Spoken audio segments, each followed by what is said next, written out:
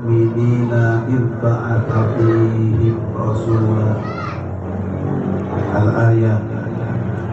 Wa qala Rasulullah sallallahu alaihi wasallam irhamu mautakum bis sadaqah. Al-hadits. Wa qala ba'duhum ta'sil ilaha wa tudhiru hubba hadha li umri fil qiyasi badi' law kana hubbuka sadiqan la ata'tahu innal muhibba liman yuhibbu mudi'.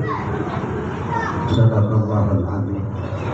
Guru mau kopi apa? Hadratul Mukarramin, Sa'adatul Kurama, para alimil ulama wa ju'ama, para asatid, para tokoh masyarakat, para hujjah, para tasabuhan bil khusus kepada guru kita semua Al-Mukarram Al-Ustadz Sanja Al-Biya, Al-Mukarram Al-Ustadz Syarif Hidayatullah, Al-Mukarram Al-Ustadz Muhammad Baqi Hasan, Al-Mukarram Al-Ustaz Antoni Kori Internasional, Al-Mukarram kepada saudara MC Kersana Kak Ustaz Sabrudin, juga kepada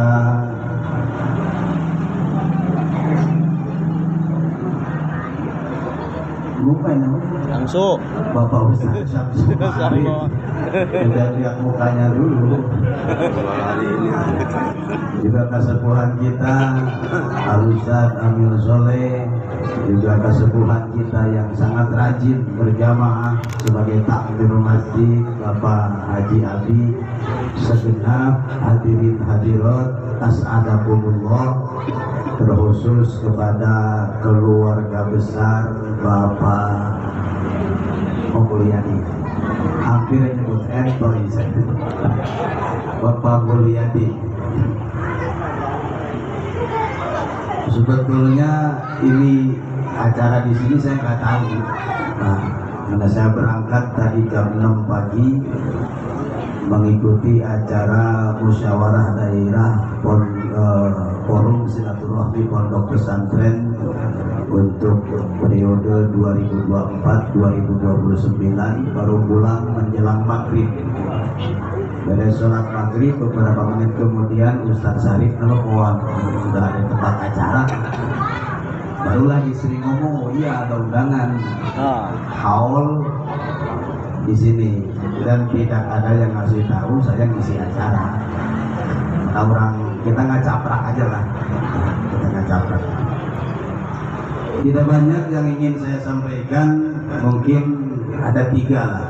Yang pertama, sedikit kita berbicara tentang sebuah kisah, ya, sebuah kisah dari seorang ibu yang diangkat derajatnya oleh Allah karena wasilah anaknya memperingati Maulid Nabi besar Muhammad Sallallahu Alaihi Wasallam.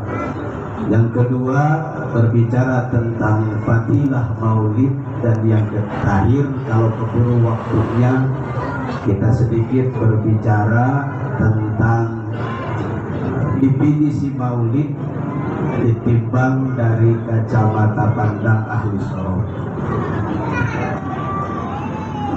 Yang pertama, di zaman dahulu itu ada kisah seorang nenek-nenek yang hidup bersama seorang anaknya.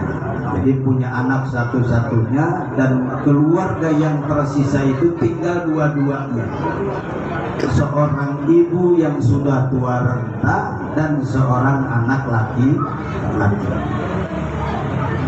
Salah satu kebiasaan yang luar biasa dari keluarga kecil ini, yaitu tanpa pernah terlewat di setiap bulan Maulid selalu mengadakan peringatan Maulid Nabi, dan itu di rumahnya. Singkat cerita, ibunya meninggal dunia. Setelah beres ibunya dipulasara, dikubur, disolatin, dikuburin, tahlilan biasa diadakan. Begitu malam di hari ke-8 pasca meninggal ibunya, anaknya itu coba membereskan tempat tidur yang biasa dipakai tidur oleh ibunya. Dikuprak-aprik tempat tidur, spraynya diberesin, ternyata di bawah bantalnya beliau menemukan 1 keping duit emas. Karena dia sadar salah satu kebiasaan ibunya itu memperingati Maulid Nabi, dan kebetulan bulan itu bulan Maulid, maka dia ajak dalam hatinya bahwa besok pagi-pagi itu duit mau dibawa ke pasar, mau dibeli pakai beli sayuran, beli ayam, beli segala macam untuk dimasak dan disajikan dalam peringatan Maulid Nabi di rumahnya. Singkat cerita, pagi-pagi berangkat. Begitu berangkat dari rumah, karena mungkin zaman dulu belum ada motor, entah bagaimana ceritanya, dia mau berangkat ke pasar. Di tengah-tengah perjalanan, dia lewat ke sebuah tempat di mana di tempat tersebut sedang diadakan peringatan Maulid Nabi. Yang tadinya mau ke pasar, kepincut hatinya, dia belok ke tempat tersebut ikut memperingati Maulid Nabi besar Muhammad Sallallahu Alaihi Wasallam. Akhirnya yang mau ke pasar kagak jadi karena kesiangan. Pulanglah ke rumah, dia ada besoknya mau ke pasar. Begitu datang malam hari, udah wayahnya dia tidur, dia tutup pintu, matiin lampu, masuk kamar tidur.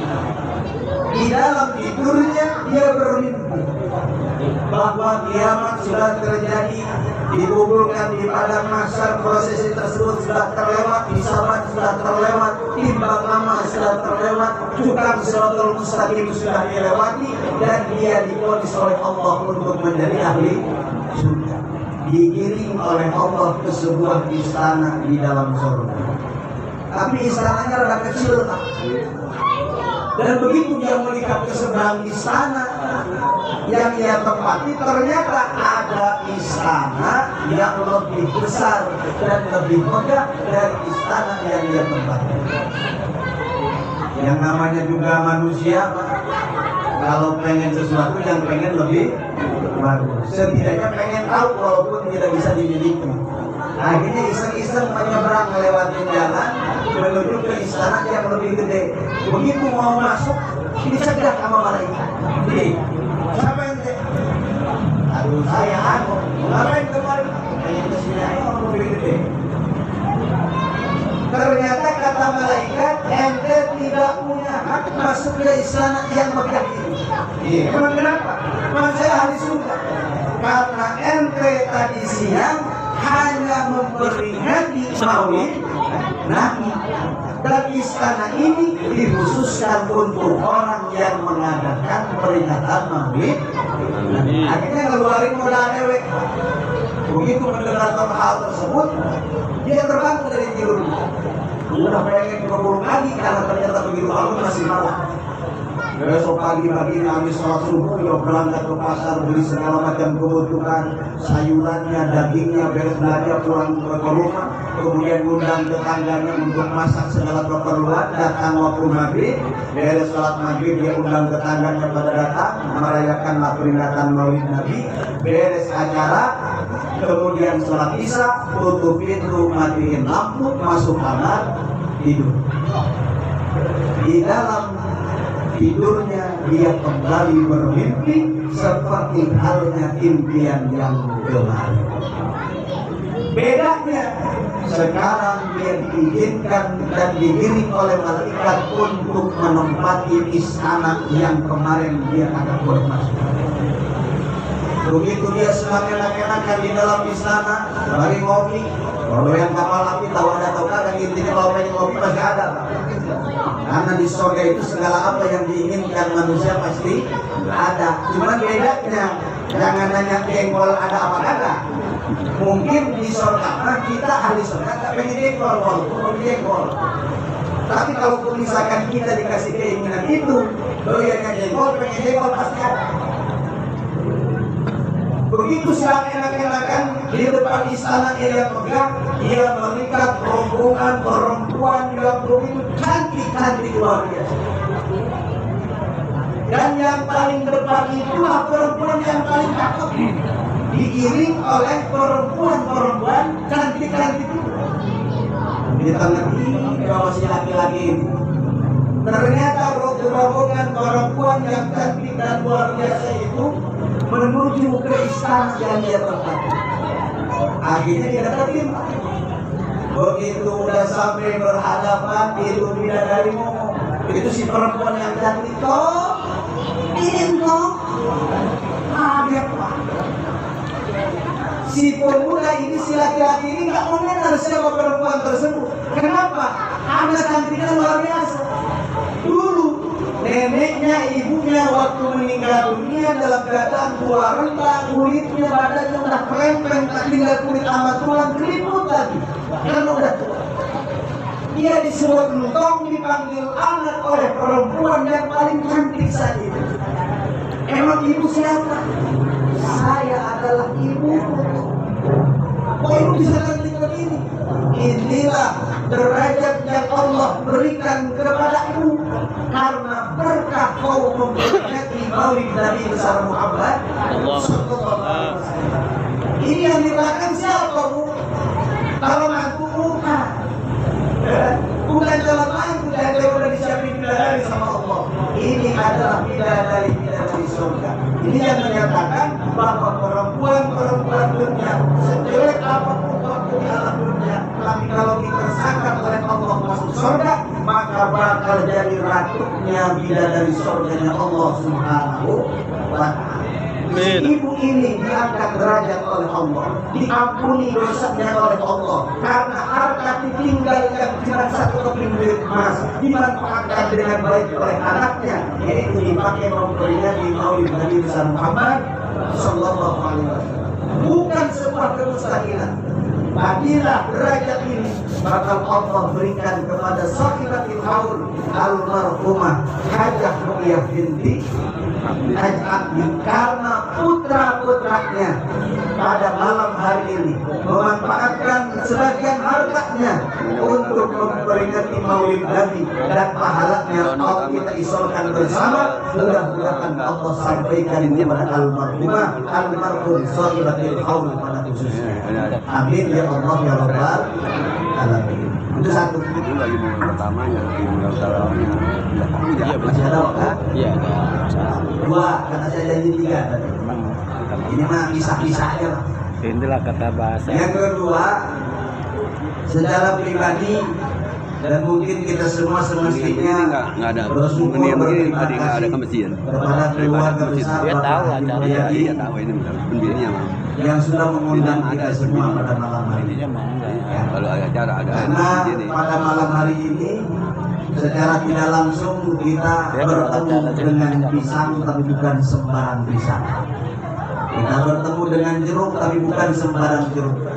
Walaupun pada hari kemarin kita makan jeruk, kemarin kita bertemu pisang, kemarin kita bertemu makanan yang seperti apa yang ada pada malam hari ini, tapi semua makanan minuman yang ada di hadapan kita bukan makanan dan minuman yang biasa-biasa.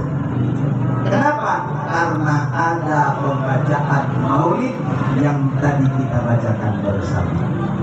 Ada sebuah keterangan yang berbunyi ma min syahsin qara'a maulidan nabi sallallahu alaihi wasallam ala milkin aw qurrin aw syai'in akhar min al-maqbulat illa dhaharat bihi al-barakah.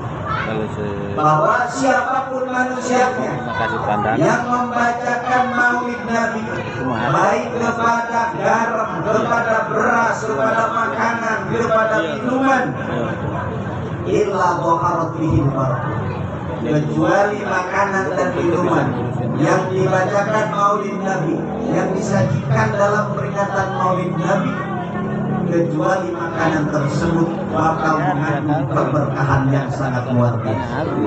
Di mana keberkahan ini digambarkan? Kata ulama bahwa makanan dan minuman yang disajikan dalam peringatan Maulid Nabi atau dibacakan Maulid Nabi itu bakal terus bergoyang, berputar kita. Tak ada berhenti. Begitu masuk ke perut cuma tak rasain doang. Jeruk kalau udah ditelan di perut, pisang kalau udah masuk ke dalam perut, air aqua yang kita minum saat ini minum bersama. Begitu masuk ke dalam perut semuanya bergoyang, dan goyangannya bukan goyangan yang biasa-biasa, tapi goyangan yang mampu menggoncangkan arasnya Allah Subhanahu wa Ta'ala. Jadi kan malaikat itu pada kaget. Mereka bertanya-tanya, malaikat coba kontrol alam dunia, kenapa aras bergoyang? Apakah dunia kiamat? Akhirnya perwakilan turun ke bawah. Ternyata nggak ada. Nggak boleh lah orang tua beda. Dunia biasa-biasa saja. Laporan ke atas bagaimana? Dunia aman-aman. Belum kiamat belum. Lantas kenapa ini aras bergoncang?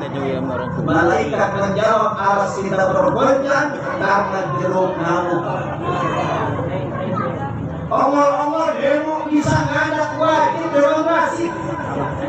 Emang wajib bisa kita juga kurang ajar. Bukan kurang ajar. Ternyata jeruk yang ngamuk, pisang yang ngadak wajib demokrasi, omor-omor yang demo adalah makanan dan minuman yang disajikan dalam peringatan Maulid Nabi di rumahnya Bapak Mulyadi dalam rangka menghaulkan orang tuanya. Akhirnya malaikat turun, ditunjuk jeruk.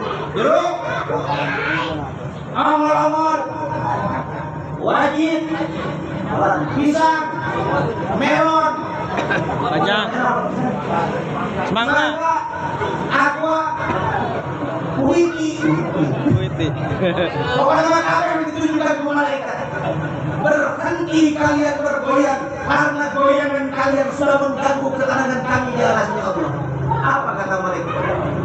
Apa kata jeruk? Apa kata makanan dan minuman?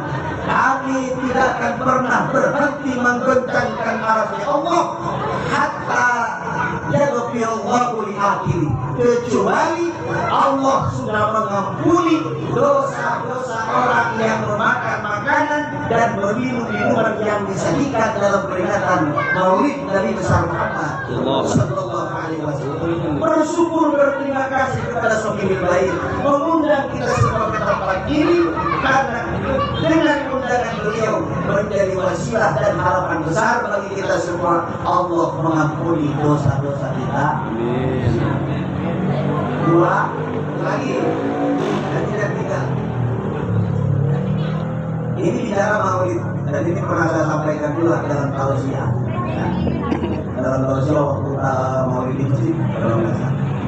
Ini sedikit mengingatkan saya bahwa redaksi yang biasa dipakai oleh orang, oleh kita semua untuk menamakan acara-acara peringatan seperti ini yang tujuannya memperingati kelahiran Nabi itu ada tiga. Secara singkat kalimat, ada maulud, ada maulid, ada maulid. Ada dua kata maulud dan maulid, tapi maulid ada dua. Ada maulid segat isim jamak, ada maulid segat isim makan. Kalau maulud itu segat isim makan. Kita bicara maulid. Pak, mau kemana? Allah biasa ikut hadir peringatan maulid. Itu bahasa-bahasa yang biasa kita pakai. Maulid, kalau yang dipakai maulid segat isim jamak atau segat isim makan, berarti kita bicara waktu, bicara tempat. Ya. Jadi kalau mau ngapain? Mau memperingati maulid, dan maulid itu adalah maulid isi makan. Berarti saat mana kita mau memperingati maulid Nabi, berarti kita mau memperingati tempat dilahirkannya Kanjeng. Kalau kita bicara maulid isi zaman, berarti kita bicara waktu. Kalau bicara waktu, berarti bicara hari, bicara tanggal, bicara bulan, bicara tahun. Jadi kalau kita nggak jawab begitu, ada yang memang mau kemana, mau menghadiri peringatan maulid Nabi dan maulid Nabi-nya sehat isi zaman, berarti kita mau memperingati hari, tanggal, waktu, bulan, tahun dilahirkannya Kanjeng. maulid Nabi itu sebetulnya itu yang biasa kita apalin. Nabi dilahirkannya atau di Mekah hari Senin tahun gajah, bulannya bulan Rabiul awal tanggal 12 atau 20 April 571 Masehi. Ibunya Siti Aminah Rawani Sultan pindah ke Madinah, wafat di Madinah di Badr Bima.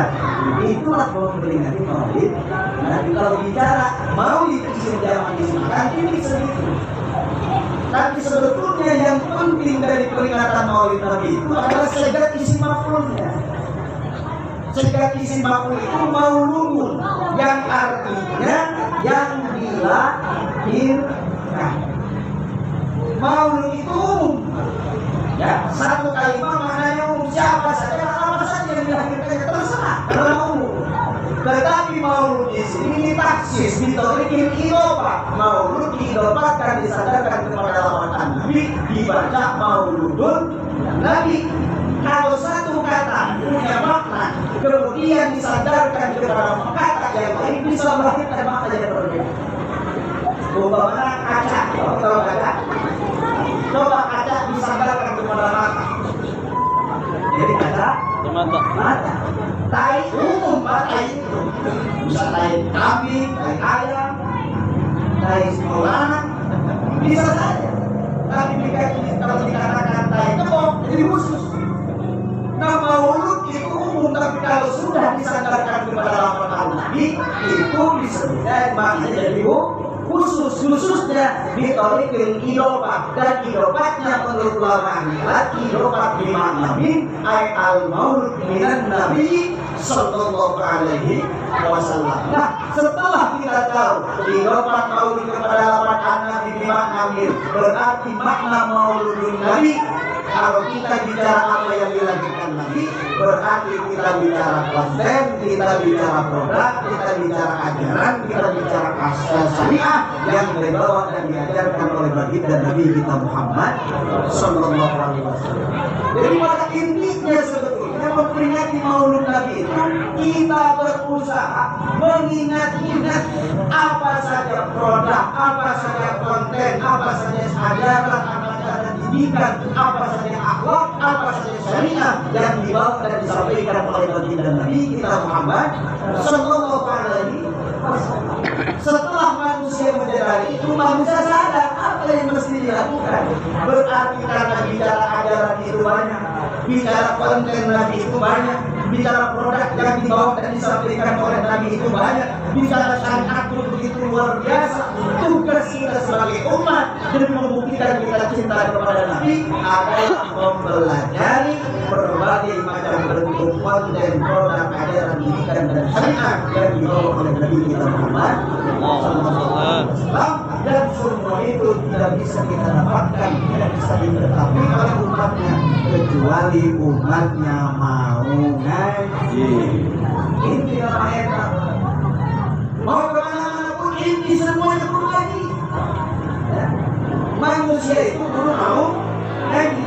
Kalaupun tidak mau ngaji, usul minggu atau dimakan Senin bersalah, hari kembali ke Malaysia. Setidaknya dia mau bertanya kepada orang yang lebih tahu tentang apa saja ajaran-ajaran, karena manusia tidak akan mampu membuktikan kecintaannya kepada Allah dan kepada Rasul, tidak akan mampu dia melaksanakan apa saja yang diajarkan oleh baginda Nabi mun manusakna menghafalkan ajaran-ajaran Nabi.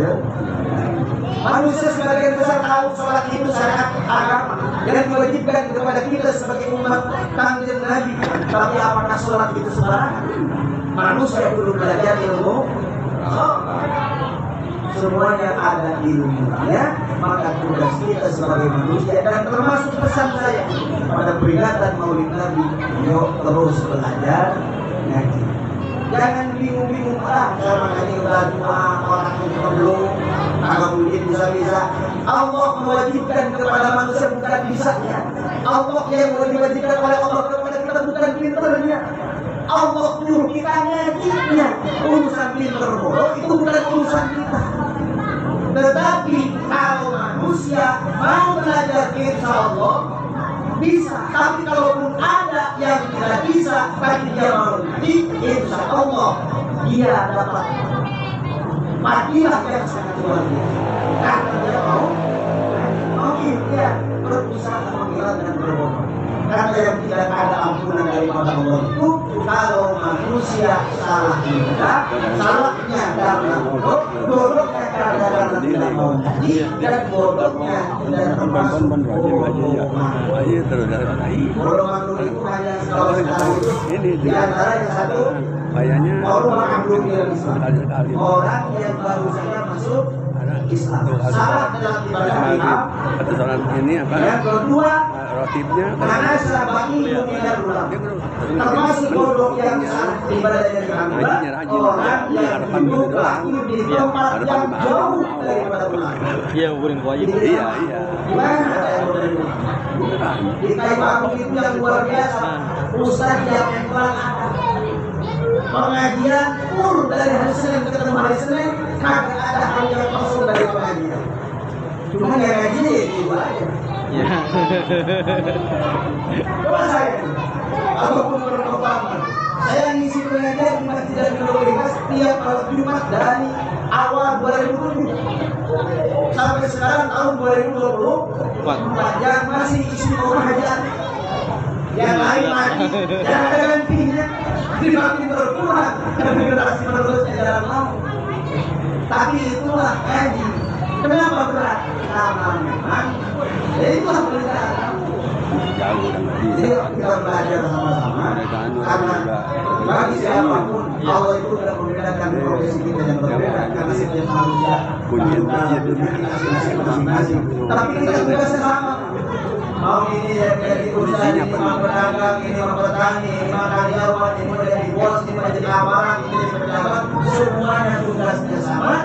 Tidak ada tujuan lain untuk menciptakan kita kecuali untuk beribadah ibadahnya sesuai dengan kapasitas dan porsinya masing-masing. Yang beragam beribadah kepada Allah sebagai porsinya kapasitas sebagai beragam. Nanti silahkan beribadah kepada Allah dengan jabatannya sebagai seorang petani. Apapun posisi kita yang bisa itu ibadah tetap ada rekomendasi Ustaz kadang sama petani bagi sholat, Ustaz bagi sholat, jabat bagi sholat, semuanya sama. Itu kita ibadah sama-sama. Dan jangan pesimis karena kita bukan pusat bukan kiai, nggak ada jaminan pusat masuk surga. Karena yang terkait dengan pertama apa ibadah jamaah justru kadang-kala lebih taatan jamaah dibanding ustaznya. Tuhan. Kita mulai tahun jam 3 ambil dulu pasai, pusat nomor. Tetap ya. Tapi setidaknya kita saling mengingatkan karena urusan kocokap kalau pengajian kata-kata lama-lama pada dasarnya mengikuti awak dewe karena baru bisa ngomong doang tapi mudah-mudahan mandala alam ini hubungan itu siapa orang yang menunjukkan kepada orang lain kebaikan dan kalau orang tersebut melaksanakan maka orang yang menunjukkan insya Allah bagian masuk yang masih rajin bagian atau bagian 10%-nya nanti. Amin ya Allah ya Rabbal. Saya lagi kita doakan terakhir kita doakan mudah-mudahan seluruh almarhum yang tadi dikirimin hadiah terkhusus saya lagi mudah-mudahan Allah terima segala amal baiknya, terima segala amal ibadahnya, diampuni segala dosanya, dilapangkan kuburnya, dijadikan roh menjadi jannah. Nanti di yaumul hisab mendapatkan syafaat bagi Nabi kita Muhammad sallallahu alaihi wasallam dan seluruhnya jemaah. Mudah-mudahan kita semua dijadikan ahli surga Allah Subhanahu wa taala. Kurang lebihnya mohon maaf. Wassalamualaikum warahmatullahi wabarakatuh.